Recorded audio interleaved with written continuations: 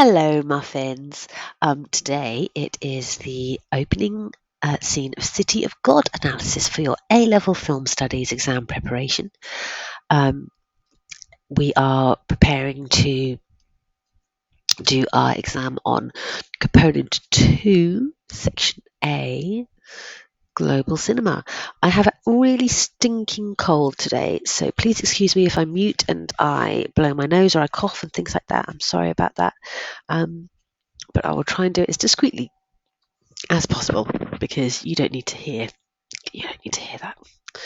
All right, so here we go. So for this particular component part of the exam, we are looking at form.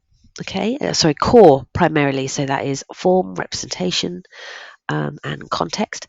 And for City of God, we're looking at this favela as being a microcosm out of Brazil as a whole, very a turbulent political background in Brazil in the years that the film was set and kind of in the years that the film was made, you could argue as well. So this film was made in an era where they're looking back to the corruption of Brazil in the 60s and 70s and 80s. Okay, so let's start. So in the opening scene, the directors, in this case, are world building. When we are watching a film like this, essentially we are being kind of like poverty tourists. We are being thrown into a world where we are like seeking pleasure from watching the suffering of the struggle of people who we would consider other to our very safe worlds that we live in today. So how does the director do this? There we go. I like to watch my students' faces when we start this film because that's always a little bit of a shock, that moment, the knife being sharpened. So there is no like establishing shot here. There's no beautiful shot of the city. We don't see the famous statue. We don't then go through the city and find the favela. We are thrown straight into the action here.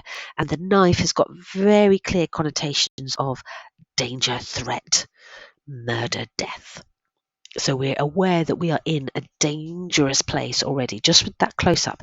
It's a very neo-realist or new wave technique, this idea that we're not seeing an establishing shot, we're just open and we're straight into the action.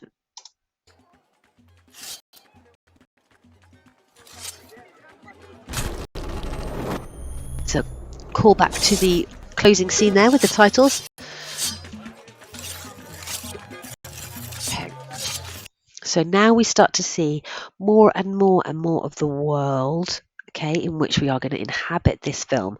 We've kind of like got a bluish filter on here. That's the aesthetic of poverty, the aesthetic of the 70s, the aesthetic of the more adult world in this film. And we keep cutting back to the knife, but that's cross-cut with the party, which is a little bit more what you would expect to see in a film set in Brazil, this idea of celebration, carnival. So we're expecting to see some of that. We get little glimpses of that. So we're getting glimpses of the party, but then we've got this cutting back. The directors keep telling us, but don't forget about the threat. Don't forget about this threat. This threat is always here. Here's the music and the party, but don't forget that the threat is always here. Samba music plays all the way through this bit. Just find the right place to stop. There we go. Now, the chicken. Lots to say about this little guy. We are going to treat the chicken as if it is mise en scène. We are not going to treat the chicken as if it is part of performance because the chicken is not performing. It's not aware that there is a camera, what the camera is doing. We don't even know if it's one chicken. It could be like 8 different chickens. The meaning of this section here, where the chicken's like looking around, that's put together in the edit. Okay, that's called the Krzysztof effect. Okay, so in the edit, they would have had an hour worth, maybe, I don't know, more footage of the chicken just like doing its thing. And then when you cut it to things that we consider to be point of view shots, things like, oh, look, all his little mates are being like killed, and all the kind of like the scraping of the carrots, a bit like the plucking of the chicken, and the preparing of the food, we are making that emotional assumption. We love this chicken. We want this chicken to live. We want this chicken to survive. And here's the obvious thing. We know that the chicken is a metaphor for Rocket. Okay, we get it. But if you want to elevate your marks a little bit, tell the examiner about how that emotional connection between audience and chicken is created. It's created through the edit. It's created through these, like, we're going to see some really cute chicken point of view shots and things like that. So that's all in us, that meaning. The chicken is not performing and creating the meaning. The chicken is essentially a prop that's given meaning. It's the emotional connections coming from us via the edit. Very cleverly done.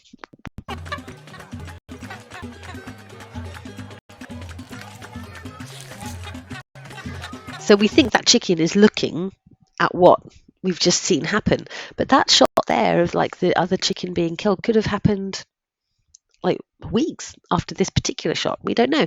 So yeah, again, all the meaning is in the edit. In a minute, we're going to see his little paw, claw, stalk, like pulling the rope, and this need to escape. So this idea of escape becomes a theme in the film. And I just want to talk for a second about cinematography. It's really throwing us into the chaotic nature of the favela. Crash zooms and whip pans. You've got to use those two phrases for me, okay, muffins? Crash zooms, whip pans.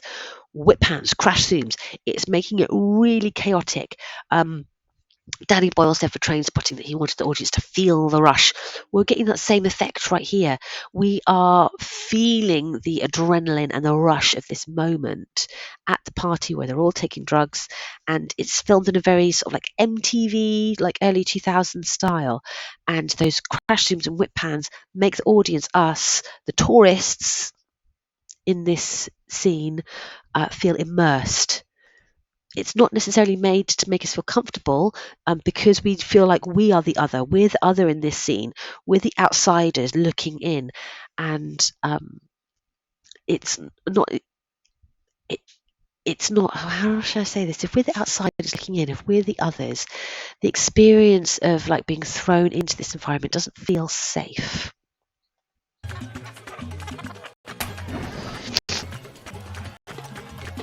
This is filmed with non-professional actors. I love that. Someone must have been like in front of the camera, like sprinkling feathers for that particular shot. So all these reaction shots will create. I'm pretty sure that shot there was a completely different chicken.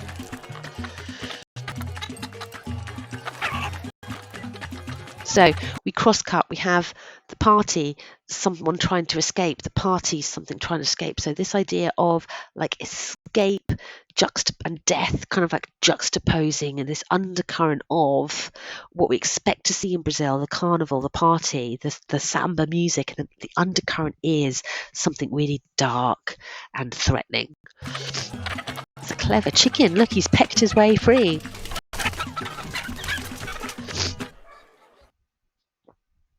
Oh, not where I wanted to stop. And the chicken has escaped. Sometimes my class cheer when the chicken escapes. It's just the power of that editing effect. But what I really want to talk about is... There he is. He's introduced to us with an extreme close-up at a Dutch angle. Bit like in Spies when Haggy is introduced to us in that kind of style, and it is to disorientate us.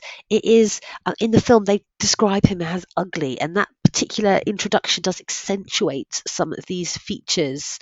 And we've got this kind of like cough time.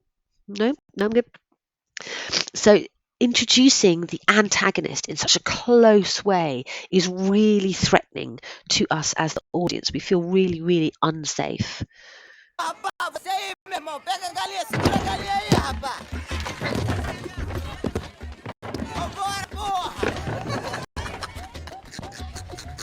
So there we go. So we see like when he's laughing as well, the close-ups of his mouth. It's not a traditional way to introduce a character, let alone the antagonist. Oh, there goes Buster. What have you seen out there? You shush. Excuse me a moment. You be quiet. Okay.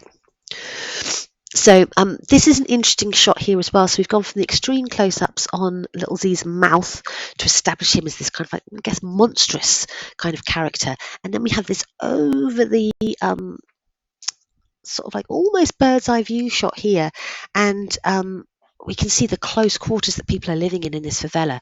And we see like the electricity lines running to and fro as if they're caged in this favela. And we are now taking this look, we are looking down on them, we are judging them from this sort of like elevated place up here. And it just, there's no establishing shot as such. This is the closest that we get, and we really get to see this kind of like claustrophobic maze like place that is the favela. The place of no escape. It's a maze. You can't escape it. Okay, here we go. Chasing the chicken.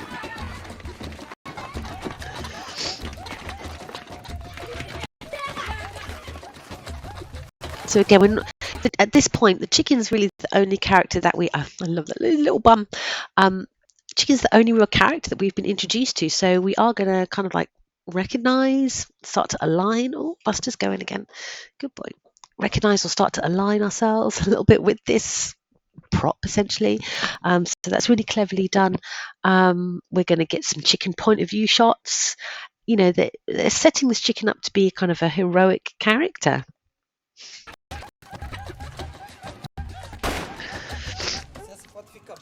Okay, here we go. So we have that really chaotic cinematography, crash zooms, whip pans, and then when we see Rocket, it's as if we're getting a lung full of fresh air. A long shot. Okay, we know this. We know how this works. A long shot, and then he's going to click closer to the camera, and then he's going to be introduced. So now we feel, as the audience, we have this safe space. We're not in that whip pan, crash zoom chaos anymore. We're in this slow, steady, safe place. We recognize he is our protagonist. And the cinematography juxtaposes that of Little Z's environment, which is really like angry, chaotic. This is calm. Slow camera movement. Quite a long take.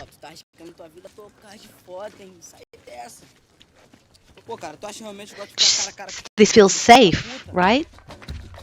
And then we go back into this chaotic place.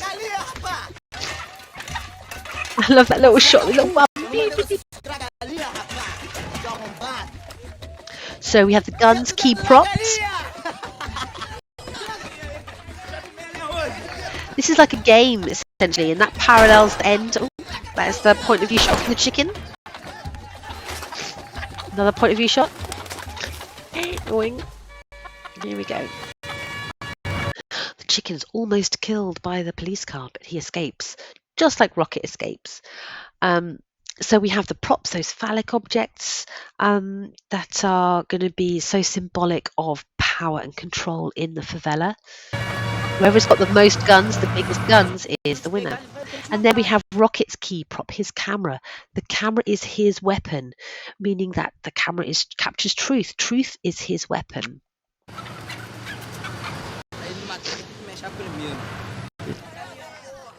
Here we go. Slow motion, ringing in the ears.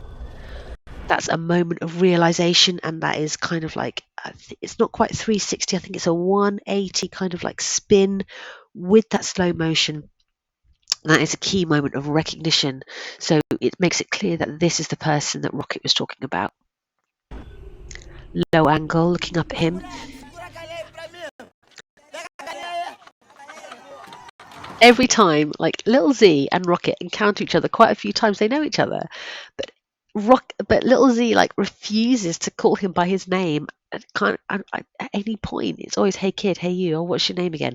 That's the ultimate power play, isn't it? To pretend that you don't know someone's name. Here we go. So, Rocket and the chicken stuck in between the law and the outlaw, stuck in between these two like rival groups, both corrupt, both violent.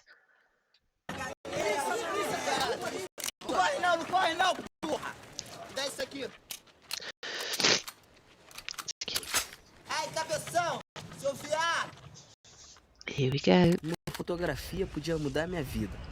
So we have these Dutch angles. The camera work has gone very verite, very handheld at this moment, and we have another spin around him.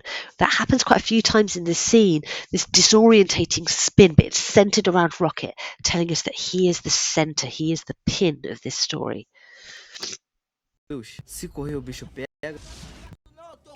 That is an iconic image that's on the posters for the film. And look, we've got tiny little kids all playing with guns. So in this world of the more adult world with this blue cold filter on it, the children are playing with guns. More on that later. O bicho come. E sempre foi assim, desde que eu era criança.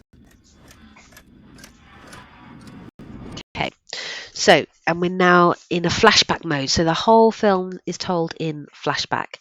It's as if in this moment he sees his life flash before his eyes. We have a 360-degree spin shot there with that clockwork kind of like sound as well to tell us that we're going back in time. But what's interesting is, and some people don't really pick this up, that he is stood in the same spot that he was as his future self right here. So the favela has grown up around him. He is still. He hasn't gone anywhere. So I think that's a really great sort of like metaphor for how Brazil had changed in these years. So the people are sort of stuck in this spot, and like the world grows up and around them. So we're now in the 60s, and the children play with footballs, not guns. The costume is sort of like creams and golds, and look at the colour here. We have like this sepia nostalgic look back at his childhood.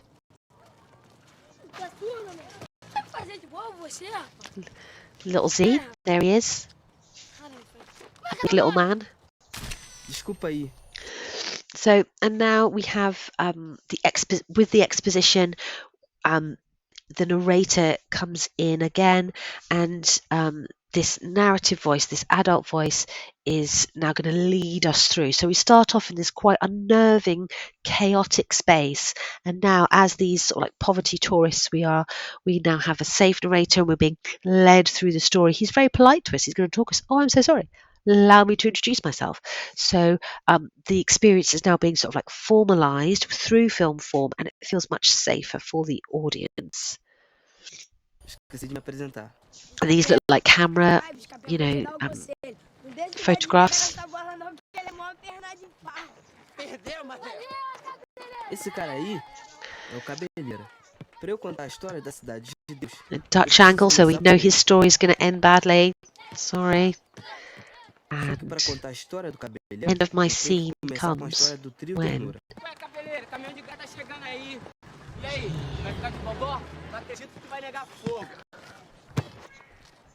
Dutch angle again. There we go. That's the end. That's kind of where I like to finish. This very charismatic Robin Hood character comes onto the scene, and it's full of Dutch angles though. So we are being forewarned that his story is going to be disruptive, and I think it's quite. The reason I stop here is because the football is the symbol of their childhood, and the gun kills that innocence, the innocence of that game. The gun kills the childhood innocence. Okay, I'm going to stop there. Okay, muffins, I hope you found that quite useful. and I will see you next time. Okay, muffins, bye.